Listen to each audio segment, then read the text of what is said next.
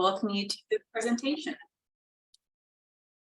So welcome, I am Cynthia Bland. I'm a senior director at RTI International. I'm also the president-elect for the Caucus of Women in Statistics.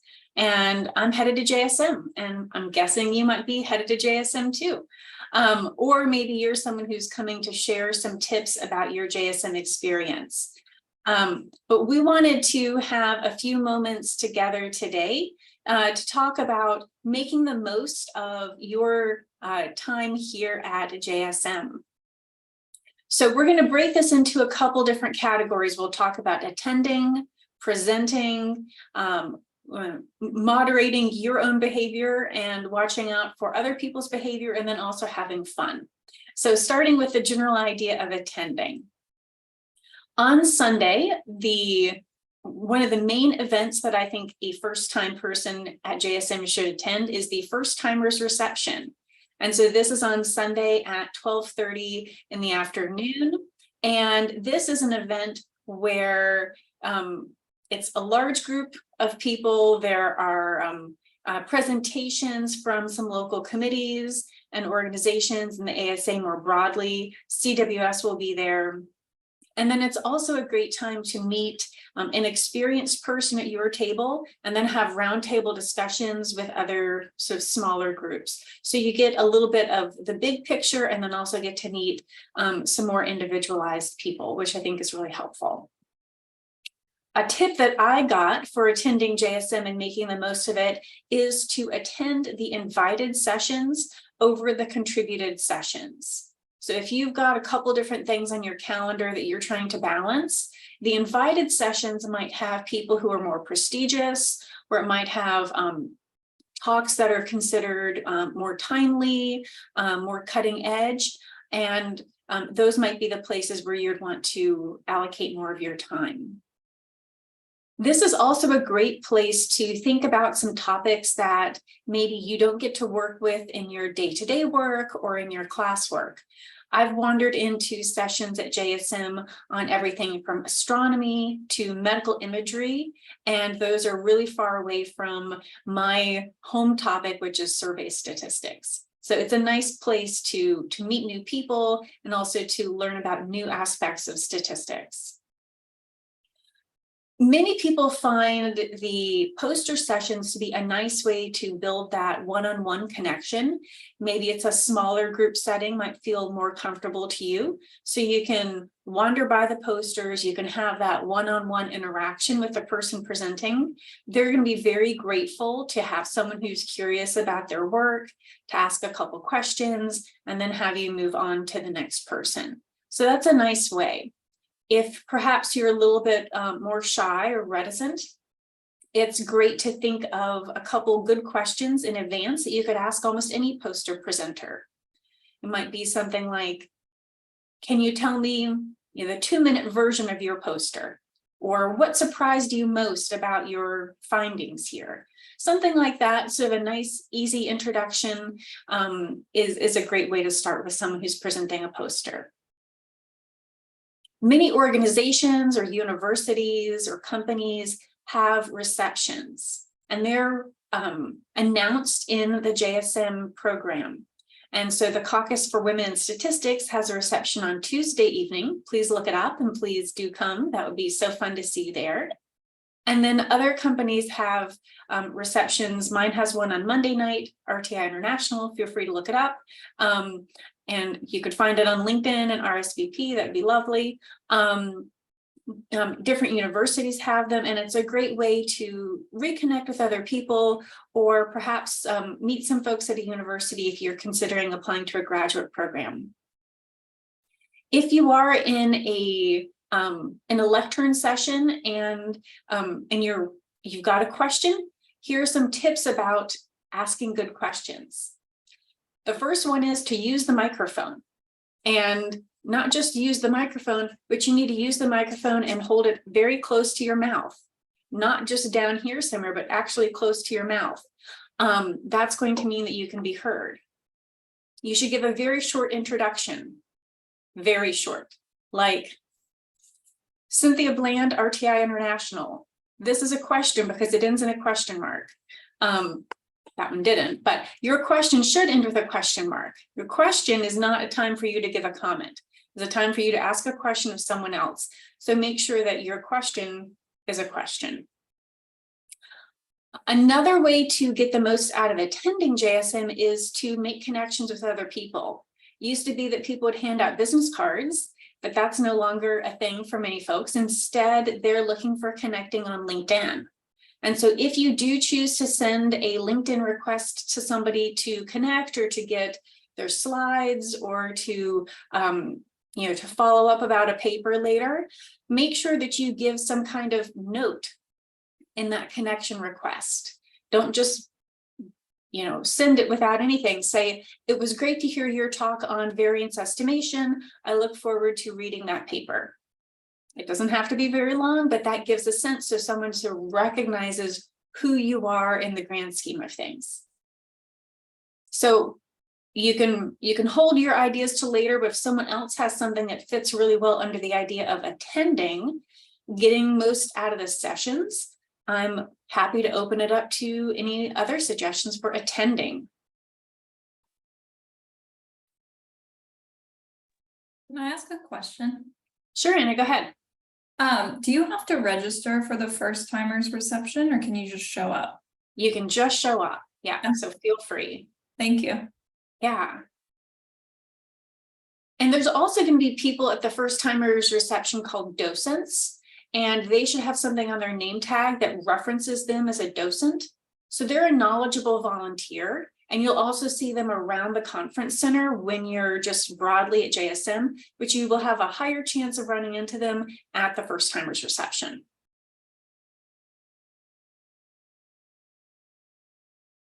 All right, so moving on to the idea of presenting. So maybe you are presenting at a lectern session. So make sure that you follow those instructions from your chair about how to upload your slides in advance so that you feel calm and cool and collected and ready to go on the day of your presentation.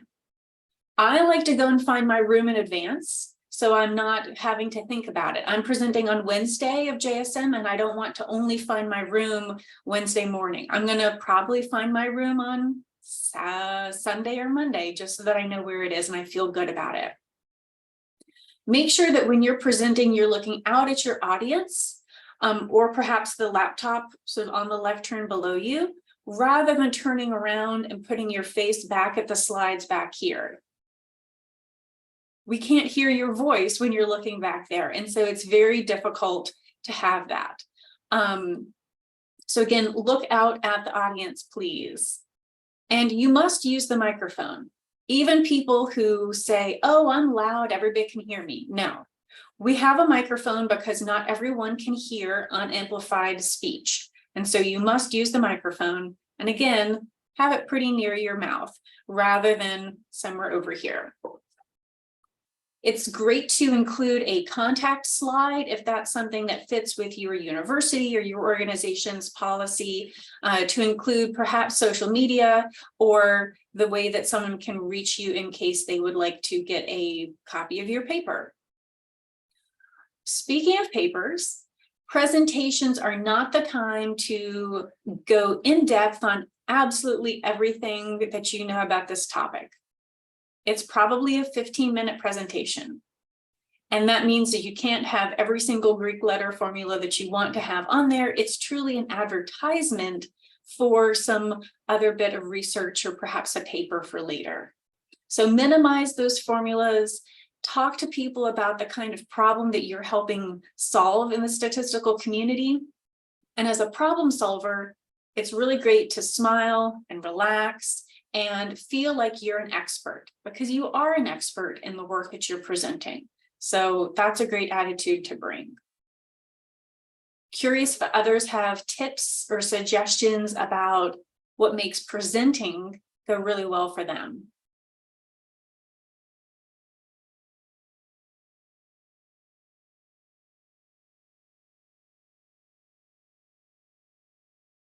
All right, if you've got other presenting tips at the end, we're happy to take those.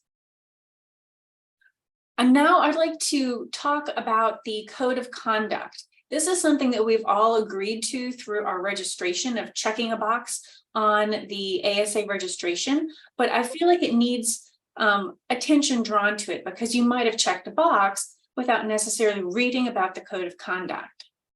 So the code of conduct covers two different categories of behavior.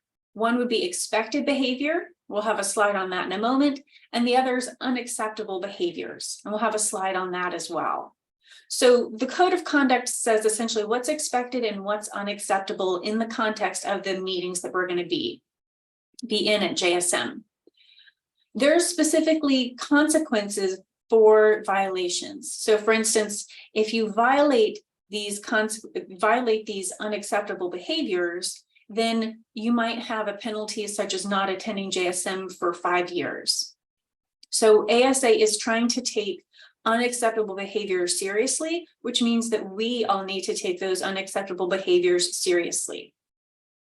You can see here on this form, we have the ASA Code of Conduct form, and this is how we can report violations of this. This is available on the ASA website, and this is also going to be regularly posted on Twitter through the CWS Twitter posts every single day during JSM. So it'll be easy for you to be able to access and have available. And this isn't just for people who are themselves experiencing violations of the code of conduct, but it's also for other people. If you witness some occurrence which is going to be in the list of unacceptable behaviors, you too can, and in my opinion, should report these unacceptable behaviors through this report form. And so we also need to make sure that we are all conducting ourselves in the ways that is most respectful of ourselves and of others and follows this code of conduct. So what is expected? Here is the list of things from that code of conduct. We're to model and support the norms that are useful for this healthy exchange of behavior. We should make sure that our speech and our conduct do not insult or disparage other participants at JSM. We should be aware of the hierarchical structures that exist, perhaps in a workplace, in a university, in other sort of professional dimensions, especially as it relates to students, to people earlier in their career, and to people who are later in their career. Understanding that there are issues around fear and retaliation, and that sometimes it's not a comfortable or possible situation to deal with unwanted advances or to have people be able to express discomfort. And so we also need to understand that people may be feeling unwelcome and be sensitive to, or might feel unwelcome to interactions or to advances, and that we need to make sure that we are all being aware and considering our own actions and how that impacts others.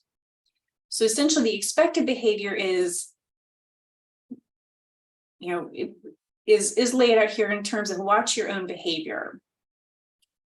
The unacceptable behavior is a little bit more specific in terms of the wording. So no violent threats or language, no discriminatory jokes or language, nothing that is going to be sexually explicit, violent, or could otherwise be considered sensitive in your presentations.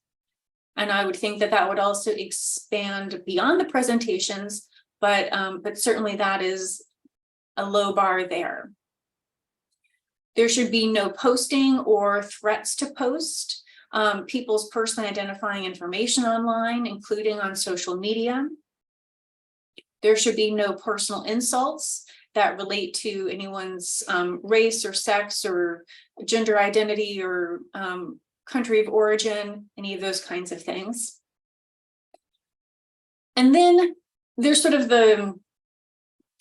this next bullet sort of has a lot of different ways to go at it, but looking at it from sexual harassment or unwelcome advances, physical touching, emotional or physical intimacy, commenting on another person's body or dress or sexual activities,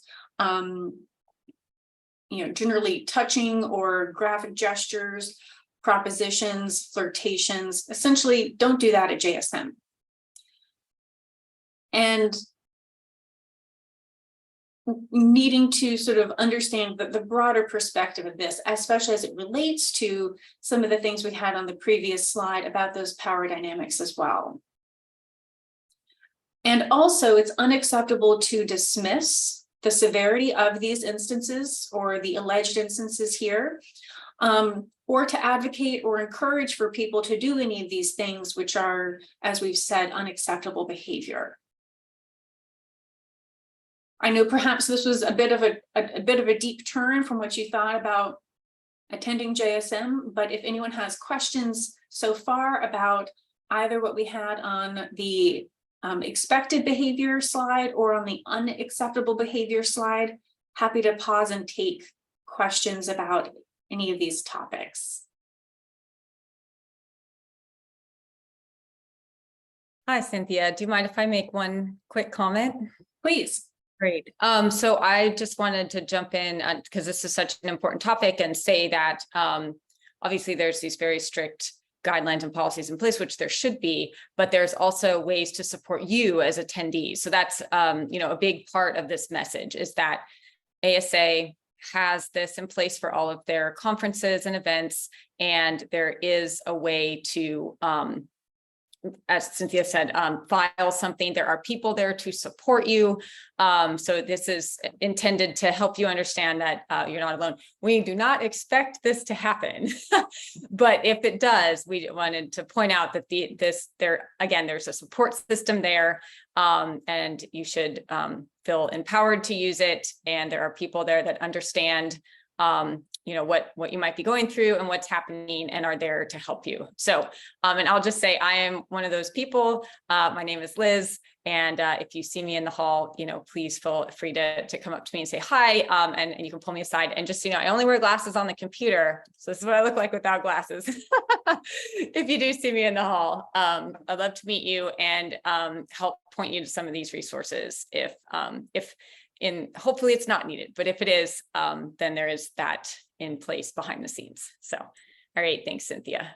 That's a great point. And also, the CWS table, we will always have a table in the sort of in the space where clubs and organizations get together. You can always pop by the CWS table and ask for support or ask for advice if you've got questions or you're not sure if something seems quite right or normal. It's another great place to go.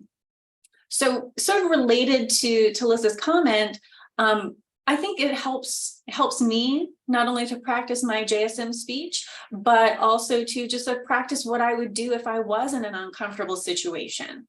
So we've got lots of different options here. Again, this is not saying, we need to place the weight and the responsibility of your own safety on you. We hope that the ASA conduct policy will ensure that there is a greater carefulness and general level of respect and collegiality throughout the conference. But just in case, it's nice to develop what would your plan be for difficult situations. So the first bullet here is about being a good human. This is an opportunity for you to not be a lazy bystander, but to be an active bystander. And if you see someone who is maybe in an awkward situation themselves, you can go over and ask them if they're okay, or perhaps go and say, "Oh, I'm so sorry I'm late. Here, let me take you to go meet that person I talked to you about." You can be the person who helps gently interrupt a situation and get someone out of maybe something that looks uncomfortable from your perspective. That could be something that you could practice. Other people like to have a buddy attend receptions with you. Receptions are a place where sometimes there's alcohol, and that can be a triggering factor for other people. I find it a best practice to not share your hotel information. If people ask where you're staying, you can say, "Oh, it's nearby."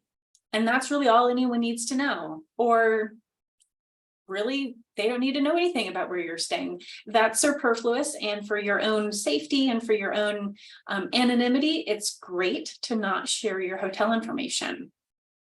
And further, when you are perhaps leaving a reception or leaving a lunch event or something, people might offer to walk you to your hotel room, and you can refuse, or you can sort of come up with a different plan. Perhaps you need to stop by the drugstore, or you need to stop by the front desk and ask a question. There's not necessarily, go get a cup of coffee. There's not a requirement that you go directly to the thing that you need to do next. So make sure that you feel comfortable with some ways to protect your privacy and your safety.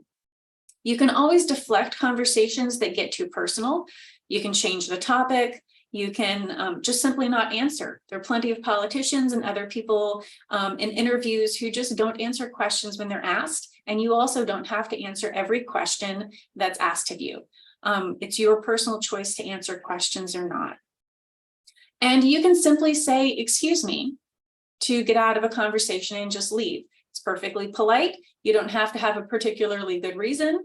You don't have to give anyone a reason if you're looking to extricate yourself from an uncomfortable situation. And there are plenty more, but this was a starting point, and hopefully you can sort of use these as a brainstorm for additional ones. Comments from others?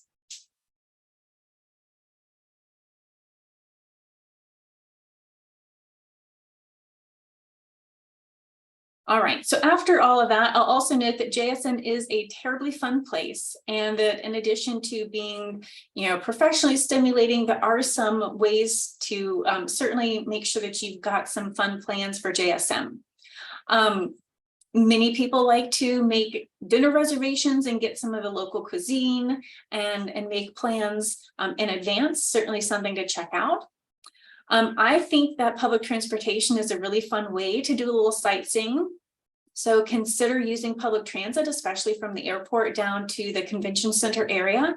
I think it's a great way to be able to see the sights and get to know a city through the bus or the tram. And also just helps you build in a little familiarity with the city as you're maybe also going to take some time to sightsee. We also have a list here of the top 10 movies that have been set in Toronto that might help inspire some choices of some neighborhoods to visit or some sites to see, some other things that are going to make you feel excited about visiting Toronto, maybe for the first time, or being able to go back and explore a city that, that you've enjoyed in the past. So with that, I'm going to open it up to others to hear any additional comments or suggestions that you have as someone who's maybe attended JSM, or maybe a question that you have about being a first-time attendee.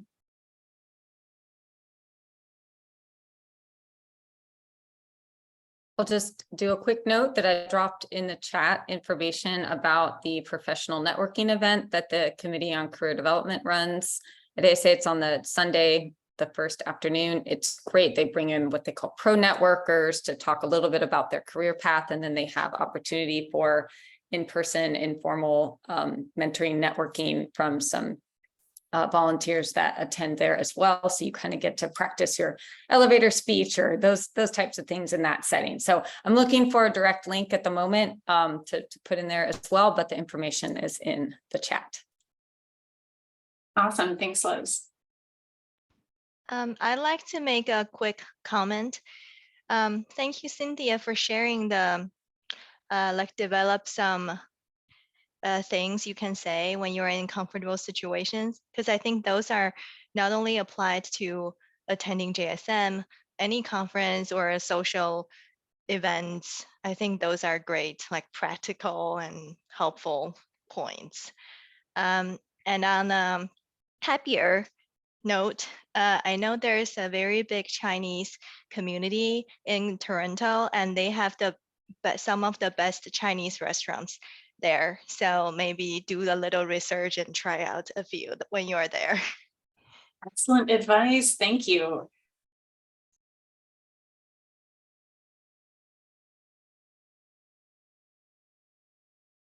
Other tips or questions from others?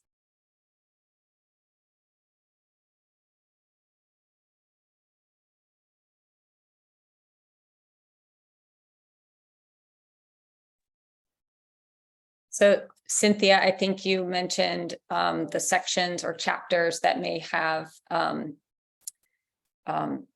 business meetings or mixers at JSM. I personally find those incredibly valuable to meet colleagues in your field. So just encouraging people to look for those on the program. Also, they changed the program, the format of the program online this year. It's a little trickier to search than it has been in the past, but you can type in, I'm involved in the government statistics section. You can type in government, you can type in, environmental or biostatistics, that type of thing. And hopefully it should lead you to those types of sessions. I'll also mention that there is a lot beyond the technical side of the program. So events like the Committee on Career Development session. So you can search for career development, you can search for leadership, those types of things. So there's a lot beyond just the technical sessions there as well. So definitely explore those programs that kind of address the full career. That's a great point. And especially when you're thinking about those committees and other things, many parts of ASA have, say, poster contests. So I know that I'm judging a poster contest. And so I'm going to be going up and asking some of those same questions of poster people. And so truly, if you're going to be a regular person asking questions of someone at a poster, they're not going to know you from me and who's judging and who's not. So everyone's going to be very welcoming and very excited to talk about their research or to talk about the different ways to get involved with the statistical community.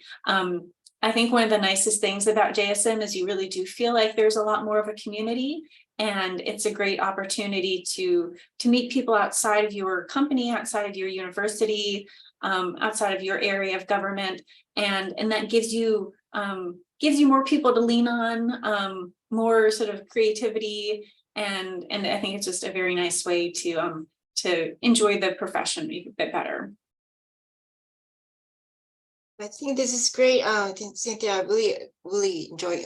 Thanks so much for your presentations. It's really helpful.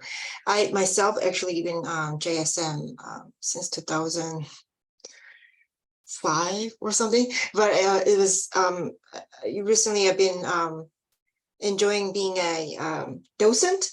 So anybody who are really just, I mean, I'm also learning a lot as a docent. So you don't need to be like perfect to know everything about JSM, but that's really important. That's really good sort of experience. I'm also having some hard time to search the program or the sessions, things like that. So do you have any JSM app you can download? I'm not sure if you guys know. That's a really excellent question, because in the past, I feel like we did have an app that you were able to really select the sessions that you wanted. And I don't know if that's true for this time. It looks like Catherine heard that there was an app.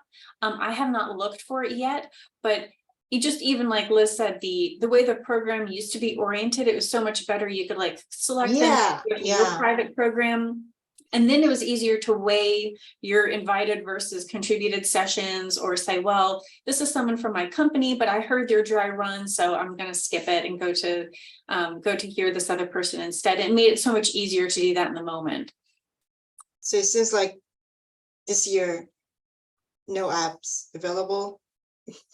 I don't know. Okay, keep trying. I'll keep trying, because it's really easy to schedule all the sessions and different time frame, things like that. So I myself find really very helpful, but I don't know, I couldn't find anything similar this year. Yeah, so I'm just curious. Okay.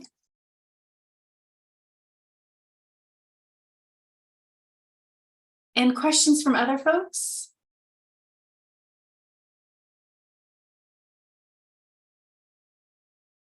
All right, well, I certainly do appreciate you all popping in today and thinking a little bit about JSM in advance. Looking forward to seeing you there. Hopefully you'll be at the CWS reception on Tuesday evening. If you haven't heard about that, certainly check your email box or send us a note for CWS. But looking forward to seeing you there. And if there's anything else that I can help answer, feel free to send me a note. I will put my email in the chat. And I hope to see you at JSM. So stop by and say hello. Thanks, everyone. Bye-bye. Thank you. Bye.